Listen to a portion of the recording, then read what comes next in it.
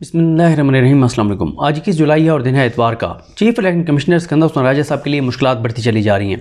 अभी तो फैसला आना है, तफसीली फैसला जो आएगा सुप्रीम कोर्ट का, उसमें जो चीफ इलेक्शन कमिश्नर के ख़िलाफ़ और इलेक्शन कमीशन के मेंबरान के हवाले से जो ऑब्जर्वेशन होंगी वो तो वैसे ही इनके गले पड़ेंगी, लेकिन उससे पहले तहरीक इंसाफ की जानिब से एक रेफरेंस कहिए, शिकायत कहिए, वो सुप्रीम जुडिशल काउंसिल में दायर कर दी गई है, क्योंकि जो भी चीफ इलेक्शन कमिश्नर है या इलेक्शन कमीशन के मेंबरान हैं उनको हटाने का तरीकाकार यही है जिस तरह से सुप्रीम कोर्ट या हाई कोर्ट के किसी जज को हटाया जाता है, और ये मामला जाता है सुप्रीम जुडिशल काउंसिल में। और जो कंप्लेंट फाइल की गई है सुप्रीम जुडिशल काउंसिल में, उसमें मैं अभी आपके सामने सारा कंटेंट रखूँगा तो आपको अंदाज़ा होगा कि कितनी ज़बरदस्त कंप्लेंट दायर की गई है। उसमें काजी फाइज ईसा साहब को भी जिस तरह से एक तरह से नेक्सिस को बड़े तरीके से इस्टेब्लिश किया गया है, काजी फाइज ईसा साहब का और सिकंदर उस्मान राजा का, जो कमिश्नर रावलपिंडी चट्टा साहब हैं उनका जिक्र है, धांधली का जिक्र है, बल्ले वाले फैसले का जिक्र है, पूरा अहाता किया गया है। बड़े ज़बरदस्त तरीके से ये कंप्लेंट जो है वो लिखी गई है। और साथ ही आपको ये भी बताऊं कि बहुत ज़्यादा बात हो रही है। मतीउल्लाह जान साहब ने पहले ये कहा कि ये इस बात की तहकीकात होनी चाहिए कि काजी फाइज ईसा साहब और सिकंदर उस्मान राजा साहब की आपस में कितनी मुलाकातें हुई हैं 13 जनवरी के फ़ैसले के बाद, और अब उन्होंने कुछ और कहा है, वो भी मैं आपको सुनाता हूँ। और ये तासुर दिया जा रहा है कि काजी फाइज ईसा साहब जो है वो ब्लैकमेल हो रहे हैं सिकंदर उस्मान राजा के हाथों या किसी के हाथों, क्योंकि वो सिकंदर उस्मान राजा साहब से मिलते रहे और शायद उसके कुछ एविडेंस मौजूद हैं जिस वजह से काजी साहब ब्लैकमेल हो रहे हैं, और इसी वजह से काजी साहब जो है वो नून लीग की रिव्यू जल्दी लगाने का मामला हो या जितने भी पीटीआई के अगेंस्ट मामलात हों, क्योंकि कोई तसव्वुर नहीं कर सकता कि कोई भी चीफ जस्टिस के ओहदे पर बैठे हुए कोई शख्स किस तरह से इस हद तक किसी जमात के खिलाफ जा सकता है जिस हद तक काजी फाइज साहब चले गए हैं। एक ट्वीट किया था तारिक मतीन साहब ने, वो तो मैं यहाँ पे नहीं कहूँगा, वो जिसमें फ़ेल और मफूल का जिक्र था, वो आप तारिक मतीन साहब की टाइमलाइन पे जाके देख सकते हैं अगर आपको मिल जाए तो। पहले मैं आपको सुनाता हूँ कि मतीउल्लाह जान साहब ने कल रात को बड़ा ज़बरदस्त प्रोग्राम किया उन्होंने साकिब बशीर साहब के साथ, और उसमें उन्होंने क्या कहा, एक क्लिप आपको सुनाता हूँ, फिर मज़ीद बात करते हैं।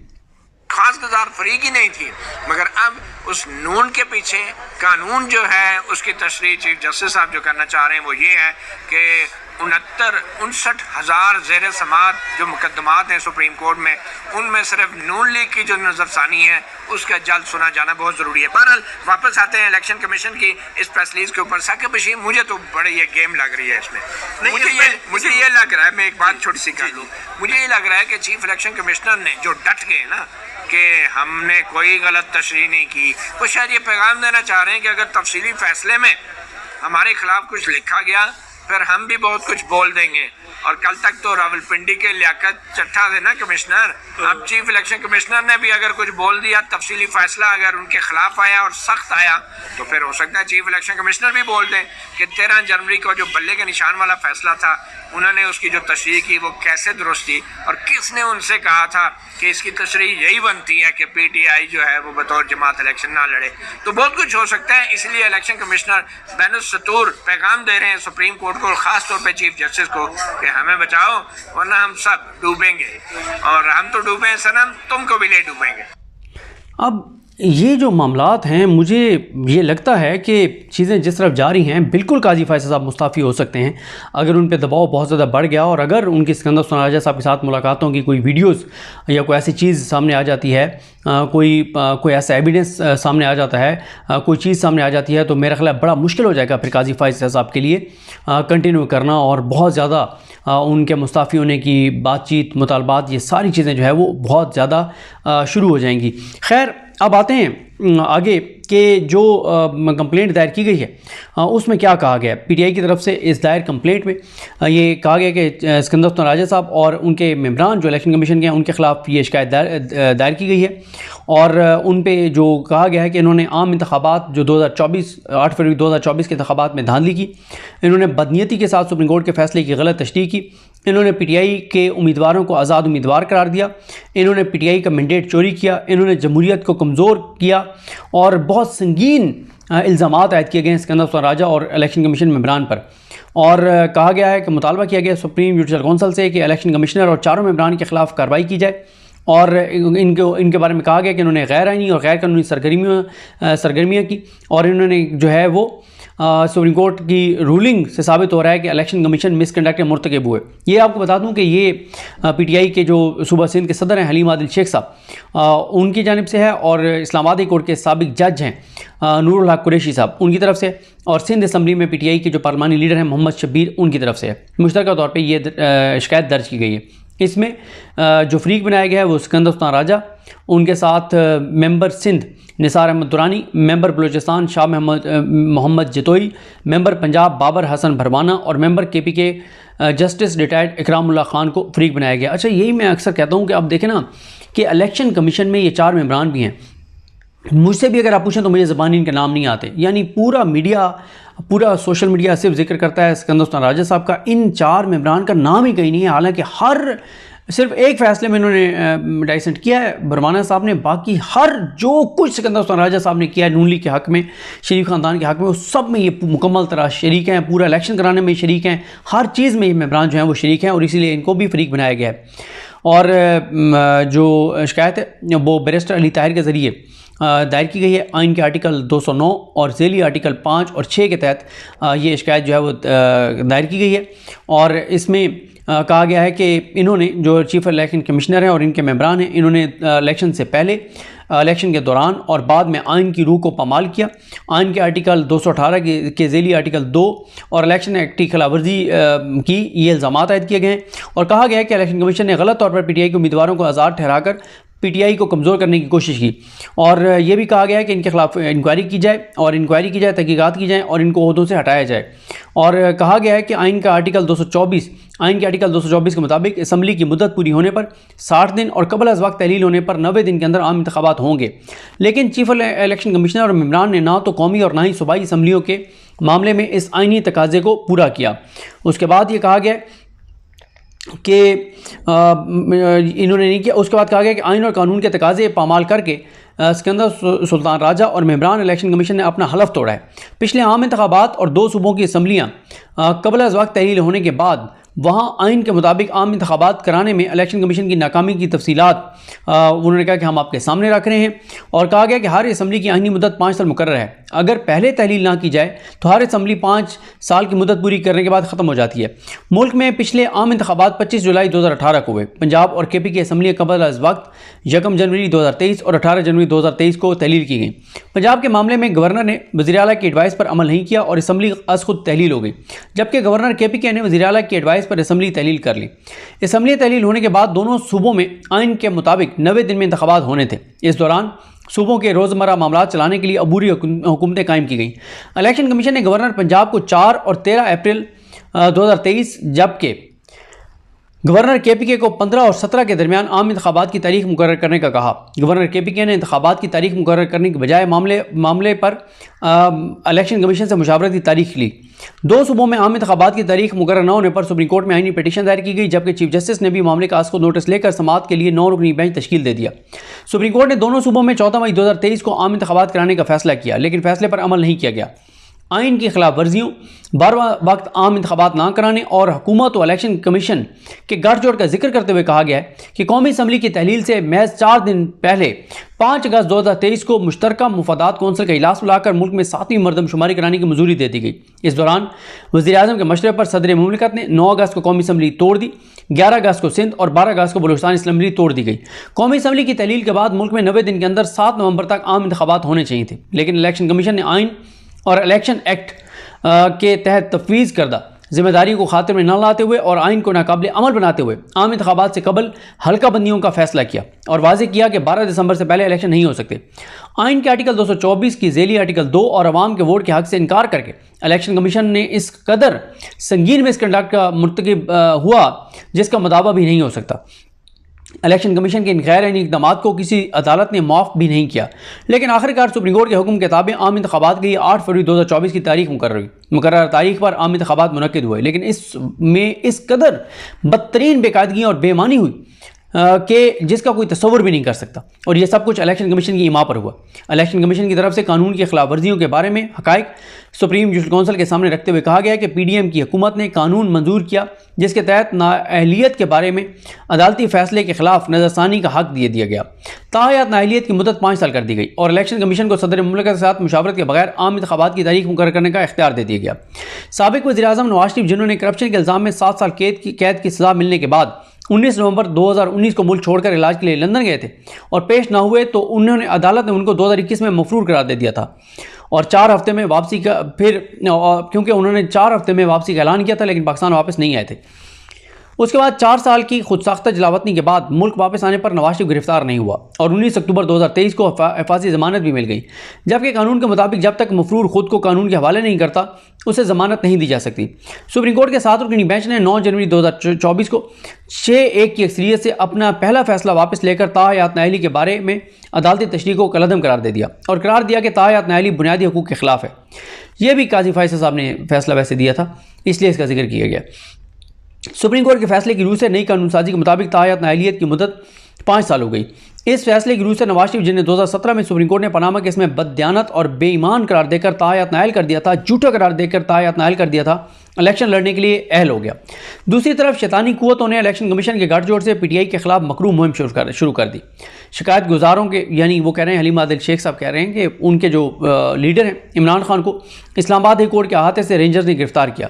सुप्रीम कोर्ट ने इस गिरफ्तारी को गैर आइनी करार दिया। PTI क़यादत के बड़े हिस्से को जेलों में डाल दिया गया और जिन्होंने PTI से तल्लुक़ ख़त्म किया उन्हें छोड़ दिया गया। PTI की मुश्किलात 9 मई के बाद मजीद बढ़ गई और पैमरा ने PTI की आदत से मुतल्लिक नशरियात जबकि इमरान खान का नाम लेने पर पाबंदी आयद कर दी। सोशल मीडिया को सेंसर करने के लिए कोशिशें तेज़ कर दी गई। PTI के ऑनलाइन तकरीबात के दौरान ट्विटर को स्लो किया गया, इंटरनेट को स्लो किया गया। शिकायत गुजार के वकील ने इन पाबंदियों को सिंध हाई कोर्ट में 2 मरतबा चैलेंज किया और सिंध हाई कोर्ट ने 31 मई और 11 नवंबर 2023 को ब्लैकआउट ऑर्डर्स मुअत्तल कर दिए। आम इंतखाबात से 1 हफ्ता कबल इमरान खान को 3 मुख्तलिफ मुकदमात में सज़ाएँ दिलाई गईं। रियासती राज को अफशा करने के मामले में भी 10 साल की कैद की सज़ा हुई, हालांकि हुकूमत सज़ाए मौत चाह रही थी। एक दिन बाद इमरान खान और उनकी अहलिया बुशरा बीबी को तोशाखाना केस में 14 साल कैद की सज़ा सुनाई गई, जबकि इमरान खान को 10 साल के लिए नाअहल कर दिया गया। निकाह केस में 2 दिन बाद 7 साल की कैद की सज़ा दे दी गई। रियासत ने सर तोड़ कोशिशों के बाद इमरान खान की सज़ाएँ यकीनी बनाई तो फिर मजीद कार्रवाई इलेक्शन कमीशन के सुपुर्द हुई और इलेक्शन कमीशन ने मिशन के तौर पर काम किया। यह भी हकीकत है कि इमरान खान के खिलाफ तमाम कार्रवाई जल्दबाजी में जेल के बंद दरवाजों के पीछे हुई। चूँकि मुकदमात झूठे थे इसलिए तोशाखाना केस में ज़मानत हुई और बाकी 2 में इमरान खान बरी हो गए, लेकिन उसके बाद शर्मनाक मुकदमात बनाए गए। इलेक्शन कवानीन के मुताबिक अबूरी और हतमी नतीजा मुरतब करते वक्त उम्मीदवार या उनके नुमाइंदगी की मौजूदगी लाजमी है, लेकिन 8 फरवरी को नताइज मुरतब करते वक्त PTI के उम्मीदवारों के एजेंट्स को सिंध पुलिस और कानून नाफिज करने वाले इदारों के एहलकारों ने बाहर निकाल दिया। हतमी नताइज PTI उम्मीदवारों की गैर मौजूदगी में मुरतब हुए और बार बार की शिकायत और दरखास्तों के बावजूद इलेक्शन कमीशन ने कोई कदम नहीं उठाया। इलेक्शन कमीशन ने 1985 के आम इंतखाबात के बाद पहली मरतबा बदनाम ज़माना इंतजामिया बिलखुसूस असिस्टेंट और डिप्टी कमिश्नर्स को रिटर्निंग और डिस्ट्रिक्ट रिटर्निंग अफसरान मुकर्रर किया। ब्यूरोक्रेसी का कागजात नामजदगी जमा करने से लेकर नताइज मुरतब करने और कामयाब उम्मीदवारों का ऐलान करने तक के तमाम मराहल में शामिल हाल रही, जबकि रवायती तौर पर यह जिम्मेदारियाँ मातहत अदलिया को दी जाती हैं। कमिश्नर रावलपिंडी लियाकत अली चट्टा ने आम इंतखाबात के दौरान अपने एरिया में बेकायदगियों और फ्रॉड का एतराफ़ करते हुए अपने मनसब से इस्तीफ़ा दिया। उस एरिया में जहाँ पे जिम्मेदारी थी इनकी कमिश्नर रावलपिंडी की, कौमी असम्बली की 13 नशस्तों में से 11 मुस्लिम लीग नून ने जीती। लियाकत चट्टा के मुताबिक हारने वाले उम्मीदवारों को 70 हज़ार जाली वोट डाले गए। साबिक कमिश्नर रावलपिंडी ने chief election commissioner Sikandar Usman Raja और चीफ जस्टिस काजी फाइज ईसा को इस धांधली का जिम्मेदार ठहराया। इस एतराफ़ के बाद लियाकत चट्टा ने खुद को पुलिस के हवाले किया और तफ्तीश की गर्ज से उनके ऑफिस को सील किया गया, जिससे मजीद शकूक व शुबात पैदा हो गए। ट्विटर को पाकिस्तान में बंद कर दिया गया और सिंध हाई कोर्ट के अहकामात के बावजूद अभी तक ट्विटर तक रसाई नहीं है। इनका इंकशाफात का तकाजा है कि इलेक्शन कमीशन के खिलाफ फौरी तौर पर फैसला कुन कार्रवाई की जाए। लियाकत अली चट्टा की तरफ से आम इंतखाबात के नताइज में हेर फेर और इस सारे मामले में आला अफसरान के गठजोड़ से पाकिस्तान के इंतखाबी निज़ाम की साख दो पर लगी है, जिसे नज़रअंदाज नहीं किया जा सकता।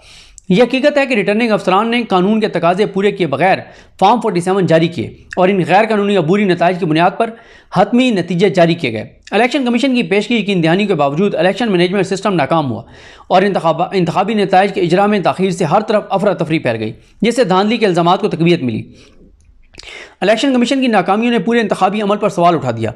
यही वजह है कि कराची में रिकॉर्ड तादाद में इलेक्शन ट्रिब्यूनल में उजरदारियां दायर हुई। इलेक्शन कमीशन ने 22 दिसंबर 2023 को इंट्रा पार्टी इलेक्शन ना कराने के इल्जाम में पीटीआई से बल्ले का इंतखाबी निशान छीना। इस फैसले के खिलाफ writ petition Peshawar high court के सिंगल जज ने मंजूर कर ली और इलेक्शन कमीशन का फैसला मुअत्तल कर दिया। इलेक्शन कमीशन की नजरसानी दरखास्त पर 2 रुकनी बेंच ने इलेक्शन कमीशन का फैसला गैर कानूनी करार दे दिया। इलेक्शन कमीशन ने फैसला सुप्रीम कोर्ट में चैलेंज किया और सुप्रीम कोर्ट ने इलेक्शन कमीशन का फैसला बहाल कर दिया। बल्ले वाले फैसले का जिक्र हो रहा है 13 जनवरी। इस फैसले के नतीजे में इलेक्शन कमीशन ने पीटीआई के उम्मीदवारों को आज़ाद डिक्लेयर कर दिया। इलेक्शन कमीशन ने पीटीआई को कौमी और सूबाई असम्बलियों की 226 मखसूस नशस्तों के लिए नाअहल कर दिया। बल्ले के निशान छीनने का मकसद ये था कि पोलिंग के दिन पीटीआई के वोटर्स वोट डालने के लिए ना निकलें और बैलेट पेपर्स पर पीटीआई के उम्मीदवार को ना पहचान सकें। इस बारे सुप्रीम कोर्ट के फैसले पर शदीद तनकीद हुई। इस फैसले को गैर आईनी बुनियादी हकूक़ के खिलाफ और जमहूरी इक़्तिदार की नाकामी गर्दाना गया, क्योंकि इस फैसले पर इन्हिसार करते हुए इलेक्शन कमीशन ने पीटीआई को आज़ाद उम्मीदवार खड़े करने और पीटीआई की कामयाब उम्मीदवारों को सुन्नी अदालत कौंसिल में शामिल होने पर मजबूर किया। तहाँ मखसूस नशस्तों के मामले में सुप्रीम कोर्ट ने 12 जुलाई के फैसले के जरिए पीटीआई को बचा लिया। इलेक्शन कमीशन के घिनौने अज़ाइम सुप्रीम कोर्ट के 12 जुलाई के 8 जजेस के अक्सरियती फैसले के मुख्तसर ऑर्डर से ज़ाहिर हैं। इस ऑर्डर में करार दिया गया कि इंतखाबी नताइज के इंतखाबी निशान न होने से किसी सियासी जमात के इंतखाब में हिस्से लेने का आईनी और कानूनी हक ख़त्म नहीं हो जाता। जबकि चीफ जस्टिस काजी फाइज ईसा और जमाल खान मुंदखेल ने करार दिया कि इलेक्शन कमीशन ने इंटर पार्टी इलेक्शन के बारे इस अदालत के फैसले की गलत तशरीह की और गलत तौर पर पीटीआई के उम्मीदवारों को आज़ाद डिक्लेयर किया।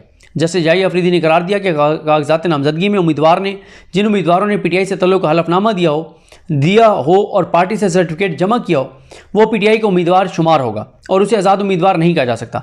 तफसीली फैसला अभी नहीं आया, लेकिन मुख्तसर फैसले से वाज़ेह होता है कि इलेक्शन कमीशन ने बददियानती के साथ गैर आईनी तौर पर अपना इख्तियार इस्तेमाल किया और जानबूझकर सुप्रीम कोर्ट के फैसले की गलत तशरीह करके मिसकंडक्ट का मुर्तकिब हुआ। अवाम और बिलखसूस रजिस्टर्ड वोटर्स को हक़ के राय दही और अपने मुंतखब नुमाइंदों के ज़रिए हुकूमत चलाने के बुनियादी हक़ से महरूम किया गया।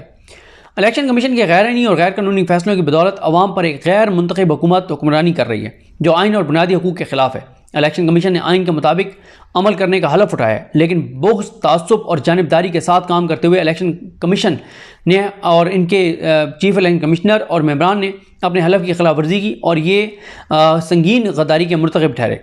इलेक्शन कमीशन के गलत और गैर आईनी इक़दाम पर इलेक्शन कमीशन के ख़िलाफ़ कानूनी कार्रवाई करने की इस्तदा की जाती है और अगर इंक्वायरी से साबित हो जाए कि इलेक्शन कमीशन मिसकंडक्ट का मुर्तकिब हुआ तो सदर मुमलिकत से चीफ इलेक्शन कमिश्नर और मेंबरान को ओहदों से हटाने का जो है वो हुक्म दिया जाए, हिदायत दी जाए। ये वो कंप्लेंट है, वो रेफरेंस है जो चीफ इलेक्शन कमिश्नर और इलेक्शन कमीशन मेंबरान के ख़िलाफ़ दायर किया गया है। अब काजी साहब इसको टेकअप करते हैं नहीं करते देखना होगा। और ये भी है कि जो SJC है उसमें काजी फाइज ईसा साहब हैं, उनके साथ मंसूर अली शाह साहब हैं, मुनीब अख्तर साहब हैं, आमिर फ़ारूक साहब हैं और हाशिम खान काकर साहब हैं। तो ये जनाब सूरत हाल है, लेकिन मुश्किलात सिकंदर सुल्तान राजा साहब के लिए बढ़ती चली जाएंगी। तफसीली फैसला आएगा, उसमें बहुत कुछ होगा। ये रेफरेंस ऑलरेडी पेंडिंग होगा। तो और अभी तो ये भी है कि सुप्रीम कोर्ट के फैसले पे अमल करते हैं नहीं करते, चीज़ें सिकंदर सुल्तान राजा साहब के लिए ठीक नहीं है और मुझे लगता है कि इनके गले पड़ेंगी चीज़ें। लेकिन मतीउल्लाह जान साहब जो कह रहे हैं कि ये ब्लैकमेल कर रहे हैं काजी फाइज़ साहब को, तो अगर ये दबाव बढ़ा तो इन दोनों में से कोई एक मुसाफी हो सकता है, चाहे वो काजी फाइज़ ईसा साहब हों या सिकंदर सुल्तान राजा साहब हों। और अगर इनकी मुलाकात की कोई एविडेंस, कोई सबूत, कोई वीडियो सामने आ गई तो ये तो बहुत ही ज़्यादा डैमेजिंग होगा। मुझे अपने दुआ में याद रखें। अल्लाह करीम हम सबका हामी नासर हो। अल्लाह हाफ़िज़।